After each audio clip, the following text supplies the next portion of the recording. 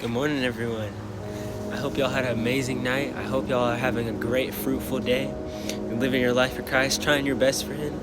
That's what's up. I love y'all, and I hope y'all are doing your best for our Father. So with all that being said, I have a couple of scriptures that I'm going to read for you guys today. It's going to be a great story, so I hope you guys listen up. Today I want to talk to y'all a little bit from John chapter 19, and what's happening in John chapter 19 is Jesus is being crucified.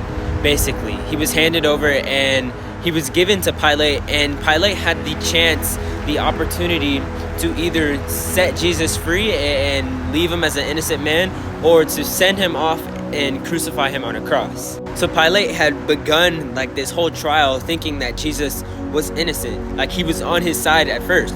And we can see this in John chapter 19 verse 4. It says, Pilate went outside again and said to the people, I'm going to bring him out to you now, but understand that I clearly find him not guilty. So Pilate's like, okay, like I understand that you guys think that this man is guilty, but you guys got to understand that he's innocent. He hasn't done anything wrong to y'all. And Pilate even got to the point to where he was about to release Jesus. Like he was going to set him free so that Jesus didn't have to be crucified. So I'm going to kind of read from verse 12 and you're going to see exactly what I mean.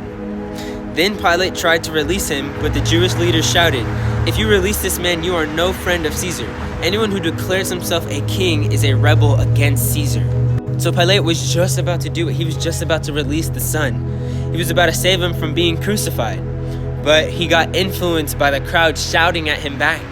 Now let's take a moment and think. How often do we get influenced by the crowd to where we deny Jesus? I mean, we may not be literally putting him on a cross, but how many times in life are we denying Jesus? Like, are we choosing the bad way instead of the good way? Like, how many times in our life have we been influenced by the crowd into doing wrong instead of doing right? And I know there are many times that I can't even count for myself, because we're all sinners and we're all messed up. And I'm sure you guys know how the rest of the scripture goes when Pilate gave over Jesus. It reads this. It was now about noon on the day of the preparation for the Passover. And Pilate said to the people, look, here is your king. Away with him, they yelled. Away with him, crucify him. What, crucify your king? Pilate asked. We have no king but Caesar, the leading priests shouted back. Then Pilate turned Jesus over to them to be crucified. So Pilate had got influenced by the crowd to turn over Jesus to be crucified. And you know, I'm telling you guys this story because especially in today's day and age, like it's so easy to get influenced by the crowd.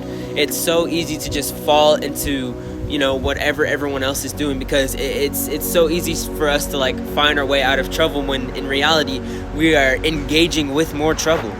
Like for instance, it's so easy for you to pick on someone when your friend is also picking on someone. And that was just one example, and there are many more that I could think of right now. But I'm just getting to the point to tell y'all, like, don't get influenced by the crowd. Don't get influenced. Don't be the thermometer. And when I say what I mean that, I mean like if a room is hot, of people doing bad things, if you're in a, not even a room, just like a general area of people doing bad things, obviously that thermometer is going to rise up because the temperature is going to rise up. Don't be that thermometer. Don't rise up to the temperature of bad. Don't rise up with it. What you really should be is the thermostat. And the thermostat is the thing that determines the temperature of the room. So instead of us getting influenced by the crowd and getting influenced by everything that's around us and their surroundings and just, you know, picking on our friends because we see one of our other friends picking on them too, be the thermostat. Be the person that's like, okay, you know what? This is not good. We need to back away from this. Don't get influenced by the crowd. But overall, I love you guys. I hope you guys got something out of this. God bless you guys.